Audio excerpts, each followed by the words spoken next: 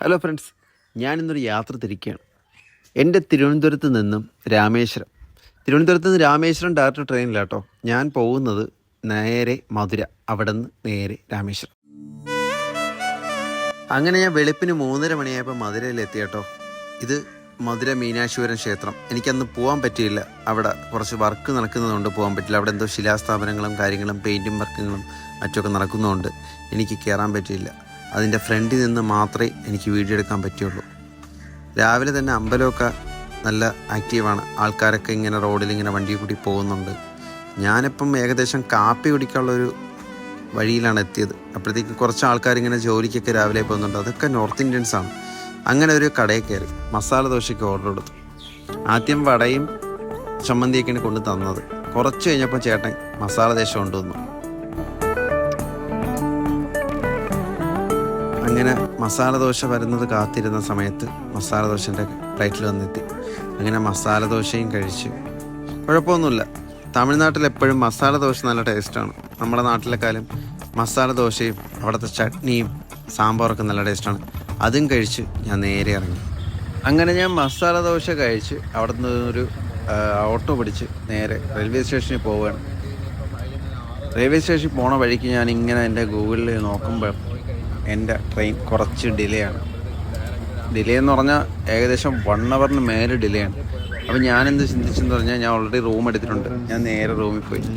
തമിഴ്നാട്ടിലെ ഒരു ഊണാണ്, ചോറൂണെന്ന് പറയാം. ഒരു ഊണും മീൻ ഫ്രൈയും എല്ലാം കൂടെ എനിക്ക് അവർ പറഞ്ഞ എമൗണ്ട് പൈസ 250. 2 കറി. നമ്മളവിടെ 60 രൂപയ്ക്ക് പൊതിച്ചോറ് കൊടുക്കുന്ന സമയമാണ്. കുറ്റം പറയാൻ പറ്റത്തില്ല, നാട് മാറുന്നതനുസരിച്ച് എല്ലാം മാറും. എനിക്ക് ചോറും തക്കാളിക്കറിയുണ്ട്, മറ്റേ മുട്ടക്കോസ് തോരനുണ്ട്. ഒരു പൊരിച്ച മീനിടെ തരും 250 രൂപ. പക്ഷെ ഞാൻ ഈ കടയിലല്ല, 4 കടയിൽ കയറി. അവിടെ ഇതിനപ്പുറമാണ് പറഞ്ഞ. ഞാൻ മലയാളി ആയതിൻ്റെ പേരിൽ പറ്റിക്കുകയാണെന്ന് എനിക്കറിയത്തില്ല. കാരണം ഞാൻ ഇവിടെ ഫസ്റ്റാണ്, ഈ ഹോട്ടൽ ഫസ്റ്റാണ് പറയുന്നത്. പറഞ്ഞിട്ട് കാര്യമില്ല, വന്നിരുന്ന് വിശക്കുന്നു, കഴിച്ചല്ലേ പറ്റൂ. ശിവമാരൊക്കെ നമ്മളെ നാട്ടിൽ കൊണ്ടുവരണം.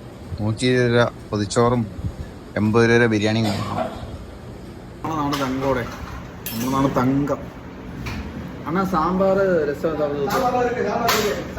അല്ലല്ലോ കൊഞ്ചം.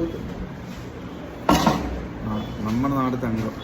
എന്നാൽ നമ്മുടെ നാട്ടിൽ ഒരു 100 രൂപയ്ക്ക്, നമ്മ ഊരിലൊരു 100 രൂപയ്ക്ക് തമിഴ് വരുന്ന നമ്മുടെ നാട്ടിൽ ഒരു 100 രൂപയ്ക്ക് ഒരു ചോറും മീൻ ഫ്രൈയും കിട്ടും. 60 രൂപയ്ക്ക് ചിക്കൻ ബിരിയാണി കിട്ടും. അവിടെ ചിക്കൻ ബിരിയാണി ഞാൻ 200 രൂപ കൊടുക്കണം. ഞാനിപ്പം പറഞ്ഞത് ഒരു ഊണും മീനും എനിക്ക് കിട്ടിയതാണ്. ഒരു തക്കാളിക്കറി ഉണ്ടോ, തക്കാളിക്കറി, ഒരു മുട്ടക്കോസ് തോരൻ 250 രൂപയാണ്. സമയമില്ല, അതിൻ്റെ പേരിലാണ് കഴിക്കുന്നത്. വിശപ്പടക്കാൻ പറ്റത്തില്ലല്ലോ. ആഹാരം കഴിച്ചാലല്ലേ നമുക്ക് ഇനി അങ്ങോട്ട് മുന്നോട്ട് പോകാൻ പറ്റും. 100 രൂപ വരെ ഒരു പൊരിച്ച മീനിൻ്റെ തന്നിട്ടുണ്ട്. അതാണിത്. ഓക്കെ, കഴിച്ചേ പറ്റൂ. നമ്മുടെ നാട്ടിൽ നിന്ന് മറ്റൊരു നാട്ടിലോട്ട് പോകുമ്പോൾ നമ്മളെ നാട് എത്രത്തോളം പ്രാധാന്യമാണ് നമുക്ക് മനസ്സിലായോ?